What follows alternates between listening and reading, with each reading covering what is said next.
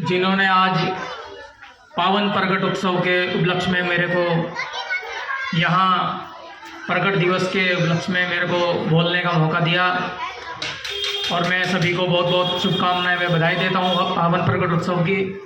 और मैं स्वागत करता हूँ, हमारे ग्राम प्रधान जी आए थे, मेरे को लग रहा निकल गए हैं वो, उनका, भानपाल जी का और स्वराज जी का, और जितने मंच पर बैठे हुए हमारे लोग हैं,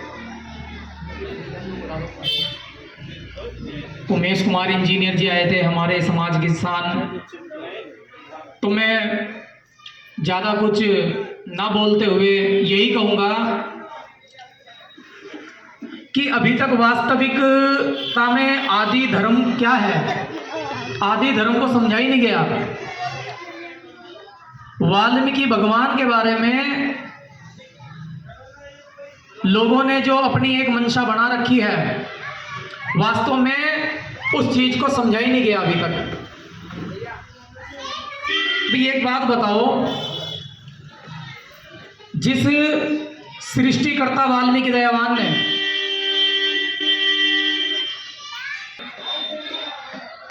भगवान राम की महिमा मंडित करने के लिए मात्र रामायण ही नहीं लिखी, उन्होंने पावन योग वशिष्ठ भी दिया। और विज्ञान क्या चीज है, साइंस, साइंस को समझने के लिए उन्होंने एक ग्रंथ की रचना की जिसका नाम अक्षर लक्ष्य। 325 समझते कैसे हैं? क्योंकि बाबा साहब अम्बेडकर इसी कौम में पैदा हुए, और उन्होंने जो वो इशारा किसकी तरफ था? हमारे लोग पाखंडों में फंसे रहे, ये लोग पाखंडों से बाहर ही नहीं निकले, वरना बाबा साहब अम्बेडकर ने सबसे पहले कहा कि शिक्षित हो जाओ। और वो कलम देख लो किसके हाथ में है।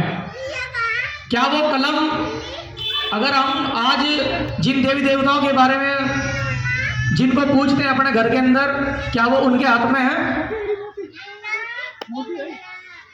बड़ा दुख होता है, बड़ा दुख, क्योंकि अब मेरे को यहाँ पे आमंत्रित कर दिया ना, बहुत अच्छा किया, वरना मैं पाठ करने के लिए चला गया था, मगर वो परमिशन लेने के लिए गए थे भी ब्रह्मपुरी रामधाम के लोग, बहुत बढ़िया। और क्या पता परमात्मा ने मेरे को बुलाया हुआ आज यहाँ पे। हमारे लोग नवरात्रों के व्रत रखते हैं अपने घरों में, बड़ी शान से दीपावली मनाते हैं सारे हिंदू। कल का अखबार उठा के देखो, पंजाब केसरी, आपको पता चल जाएगा कि आपकी औकात, जिन लोगों के तीज त्योहार आप लोग पूछ रहे हो, हमारी औकात उनके दिल और दिमाग में क्या है। एक तो कहता है कि ये ब्राह्मण है, एक कहता है कि ये तो चोर है। तो फिर ना तो इस दुनिया के अंदर हमारी इज्जत और ना परमात्मा की इज्जत। अगर इसको इज्जत के लायक बनाया है तो बाबा साहब अम्बेडकर की देन है। बाबा साहब अम्बेडकर ने किनको माना? महात्मा बुद्ध। और महात्मा बुद्ध की गुरु कौन थी? वो आप में से थी, मां सुजाता। हमारे नितनेम में भी आता है कि सुजाता माता भीलों की सर्व गुणों की खान, वन में भटकते बुद्ध को दिया मोक्ष का ज्ञान, और भूखा प्यासा रहने से नहीं मिले वरदान, मां ने खिलाई खीर जो बचे बुद्ध के प्राण। तो महात्मा बुद्ध ने भी कहा है कि अगर अपने विवेक से, अपनी बुद्धि से आप काम लेंगे, तो अगर अच्छी बात, ज्ञानवान बात कोई छोटा बच्चा भी बता रहा है तो हमने उसको भी समझना चाहिए। हमारे साथ में होता क्या आया है? क्योंकि हम भी दलित, हमारे बड़े भाई भी दलित, हमारे साथ में यही होता हुआ आया है कि आज हमारे मंदिरों में दूसरे देवी देवताओं की मूर्तियां तो रखी हुई हैं, शंकर की भी रखी और दुर्गा माता की भी रखी है, और दुनिया भर के पाखंड लोग पूछते हैं, मगर हमारे मंदिर के अंदर महात्मा बुद्ध की मूर्ति क्यों नहीं है? उसका रीजन, उसका कारण यही है क्योंकि जो हमारे बड़े भाई बुद्धिजीवी जो लोग हैं, जो इस देश पे शासन सत्ता पे राज करते हैं, हम उनके छोटे भाई हैं। उन्होंने हमें हमारे महापुरुषों की वो बातें नहीं बताई जो वास्तविक रिसर्च से आई हैं। जो बाबा साहब अंबेडकर की कसौटी पे खरी उतरी हैं। उन्होंने क्या किया, हमें अपने धर्म के बारे में नहीं बताया, उन्होंने वाल्मीकि मंदिरों में आकर के सीधा सीधा भगवान वाल्मीकि जी को कोसना चालू कर दिया। ये तो ब्राह्मण थे, इन्होंने तो लोगों को उसको पढ़ाया, तुम्हारे लिए क्या किया, वगैरह वगैरह वगैरह। लेकिन अगर आज हम तर्क पे बात करें तो पढ़ लो बाबा साहब अंबेडकर को, उनकी एक बुक है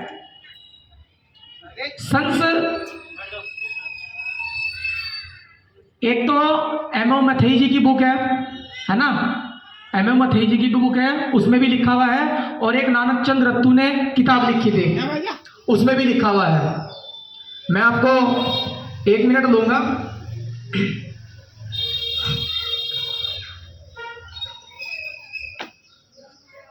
संस्मरण और स्मृतियां, पृष्ठ नंबर 208 पे लिखा हुआ है, क्योंकि जब विदेश की मीडिया ने बाबा साहब अंबेडकर से पूछा कि आपके कंधों पर एक जिम्मेवारी आन पड़ी है भारतीय संविधान लिखने की, तो आप इस देश का विकास कैसे देखते हैं। अब ये बात बड़ी कोड करने वाली बात है, बड़े ज्ञान दान की और समझने की बात। कि बाबा साहब अंबेडकर से पूछा गया कि इस देश को आप किस तरह से विकास के रूप में, दलितों को मूर्ख बनाने का। और देखो बाबा साहब कह रहे क्या, बाबा साहब अंबेडकर ने कहा कि इस देश के लोग जब तक तुलसी की जगह वाल्मीकि को नहीं लाएंगे, यानी उनका कहने का मतलब था कि जब तक आप रामायण को ओरिजिनल रामायण नहीं पढ़ने के, जिसमें सारे पाखंड अलग हैं, जिसमें सारे पाखंड अलग हैं और जो साइंस है वो चीज अलग है, कि जब तक इस देश के अंदर वाल्मीकि की जगह तुलसी को नहीं लाओगे, इस देश के लोग मूर्ख और अज्ञानी ही बने रहेंगे। और ये बात बाबा साहब अंबेडकर कह रहे, कोई और नहीं। क्योंकि हमें अभी तक वाल्मीकि रामायण के नाम पे, पावन योग वशिष्ठ के नाम पे हमें पकड़ाई गई क्या, रामचरित्र मानस, जिसमें केवल एक कॉमेडी की तरह राम की पूंछ में आग लग रही जी, वो लंका को जला दीजिए, ये कर दिया वो कर दिया। ये सारी चीजें एक मूर्ख बनाने वाली बातें हैं। देखो अगर हम साइंस के तौर पे देखें, सोना कितने डिग्री पे पिघलता है और पानी कितने डिग्री पे उबलता है, बताओ। 100 सेल्सियस डिग्री पे पानी उबलता है और सोना 1440 डिग्री पे पिघलता है। तो सोचो केवल पिघलता है, आग नहीं लगती। अब बताओ हनुमान की पूंछ कितने डिग्री की थी। ये भी है, ये है वाल्मीकि पावन योग वशिष्ठ महारामायण। क्योंकि हम लोगों को जो दिखाया गया, जो पाखंड हम लोगों को दिखाया गया, वही हम लोग आगे बढ़ाते चले गए, है ना। तो हम लोगों को समझना चाहिए। तो जब ये बात बाबा साहब अंबेडकर अमेरिका से जो पत्रकार आए हुए थे, पंडित जवाहरलाल नेहरू के साथ बाबा साहब अंबेडकर के घर में गए, तो वहां पे ये बातें एक नहीं 2 बुकों में अंकित है। चलो नानक चंद्र जी की किताब हो सकता है गलत हो, लेकिन पंडित जवाहरलाल नेहरू उनके पिए बैठे हुए वहीं पे ही एमओ मैथेई, उनकी किताब में भी अंकित है, एक ही समय दो जैसे विचार पुस्तकों में अंकित होना। तो दूसरी तो पुस्तक का नाम क्या है, उसमें भी ये बात कोड है। क्या नाम है उसका, नेहरू युग की यादें, रिमेसेस ऑफ द मैन। तो हम लोग इन सारी चीजों को पढ़ ही नहीं पाए, और ना किसी ने आज तक हमें ये बातें बताई कि बाबा साहब अंबेडकर ने इस तरह की बात कही। तो ये बातें एक बड़े गौर करने वाली बातें हैं, है ना। हम केवल और केवल पाखंडों को गाली ना देते रहे, उनमें देखो कि सच्चाई क्या है। जिस तरह से और लोग परेशान हैं पाखंडों से, हमारे से ज्यादा परेशान कौन होगा। हमारी इस माला को भी देख के कभी कभार कहते हैं ओ ये भी ढोंगी है, ये भी बहुत बड़े लगता है, ये भी कुछ इस तरह से है जिस तरह से ये हिंदू संत घूमते हैं भगवा चोला लपेट करके। नहीं, ये माला केवल और केवल आज हमारे आदि धर्म के गुरु शुक्राचार्य दर्शन रतन रावण जी इसलिए पहना रहे, ये कोई पाखंड नहीं है, इसके पीछे रीजन है। ये माला के मोती रखो कितने हैं अंदर, इस तरह से हम सभी मोती ना एक ऐसा धागा बने जो सभी को एकता के सूत्र में बांधे, क्योंकि वो धागा बनना बड़ा मुश्किल है जो सभी मोतियों को इकट्ठा कर पाए, वो धागा बनना बड़ा मुश्किल है। तो इसके पीछे रीजन यही है कि जो दीक्षित होगा, जैसे बोधि भिक्षु होते हैं, है ना, और लोग निरंकारी बनते हैं, लोग दूसरे धर्मों को अपना रहे हैं, तो हमारा क्या है, आदि धर्म। ये माला पहनाई जाती है इसलिए कि हम अनपढ़ता, अंधविश्वास और नशाखोरी को पूर्ण रूप से अपने अंदर से समाप्त करते हैं, और जब तक जिएंगे और समाज में घूम के सब लोगों को अपने जैसा बनाएंगे, और तो और अपने जैसा बनाएंगे, और उनका अनपढ़ता, अंधविश्वास, नशाखोरी जब इन लोगों से दूर होगा, तो बताओ आपको कौन हीन भावना की नजर से देखेगा? बताओ कौन हीन भावना की नजर से देखेगा? आप लोगों को। लेकिन हमारे लोग क्या हैं, ये वही आज प्रगट दिवस आई, बातें सुनी, फिर उन्हीं पाखंडों में घुस जाएंगे। अरे भाई, इन पाखंडों से निकलो। अगर हमें लोग सम्मान दे रहे हैं तो हम उन लोगों को सम्मान देंगे, अगर हमें लोग गाली दे रहे हैं ना, तो फिर हम लाठी डंडे की लड़ाई नहीं लड़ते, ज्ञान की लड़ाई लड़ेंगे, तर्क की लड़ाई लड़ेंगे। क्योंकि बाबा साहब ने कहा शिक्षित हो जाओ। शिक्षित हो गया ना, तुम किसी को मुंह तोड़ जवाब दे सकते हो। तीसरा नेत्र भूल जाता है यहाँ खोपड़ी का, तीसरा नेत्र जिसको बोलते हैं। तो अब जिनके हाथ में कलम है उनको तो बता दिया, छोड़ डागू। अब जिनके हाथ में छुरी, चापड़, त्रिशूल, खंजर, हथियार इतने सारे लेके बैठे हुए, उनको किसका डर है? जब वो भगवान है तो भाई, जिसको किसी का डर हो वही तो उठावेगा छुरी, चापड़, त्रिशूल, खंजर, हथियार। ये कलम ही है। जब जज के हाथ में होती है ना, तो जीवन और मरण का भी फैसला कलम ही करती है। जय वाल्मीकि, हर हर वाल्मीकि। और अगर मेरे शब्दों से किसी को आघात पहुंची हो, हम आप लोगों के बच्चे हैं, और मैं पहली बार इस मंच पे बोल रहा हूँ, क्योंकि मेरे को इतना समय ही नहीं लगता, क्योंकि हम भी बहुत ज़्यादा पीड़ित हैं। धीरे धीरे समझा रहे हैं अपनी कौम को, जा जाकर घर घर। और ये देखो, दुनिया का पहला धर्म है आदि धर्म, जो धर्म के साथ साथ एजुकेशन की बात करता है। और एजुकेशन सेमिनार पूरे मोहल्ले के लोगों ने हमारे देखे हुए हैं कि किस तरह से होटलों के अंदर JNU से प्रोफेसर आते हैं बच्चों को गाइड करने के लिए। हमें गर्व है कि जो भारत का सुपर कंप्यूटर बना हुआ है वो हमारी कौम के भाई, हमारा खून संजीत जी ने बनाया है, वो भी प्रोफेसर हैं IIT में। तो मैं आप सभी लोगों का हृदय से अभिनंदन में स्वागत करता हूं। और आज शाम को शोभा यात्रा भी है 4 बजे, उसमें भी हम सभी लोग बढ़ चढ़ करके हिस्सा लें। और मैं एक बात और कहना चाहूँगा कि यदि अगर किसी को सृष्टिकर्ता वाल्मीकि दयावान पे विश्वास ना हो और उनके बारे में जानना है, तो आप जिन्होंने जो हमें दिया पढ़ने के लिए अपना लिटरेचर, उस पर विश्वास ना करो। जो वास्तविक किसी ने रिसर्च किया है, जो बड़े प्रोफेसर हैं, उनके द्वारा जो रिसर्च हुई है, जो PhD होल्डर हैं, उन पे विश्वास करो। विश्वास करो, आप उनका लिटरेचर पढ़ो। बहुत सारे नाम बता दूंगा मैं, आपको गिनवा दूंगा। जी ग्रीष्य है, डॉक्टर फादिल कामिल बुल्के हैं, पढ़ो।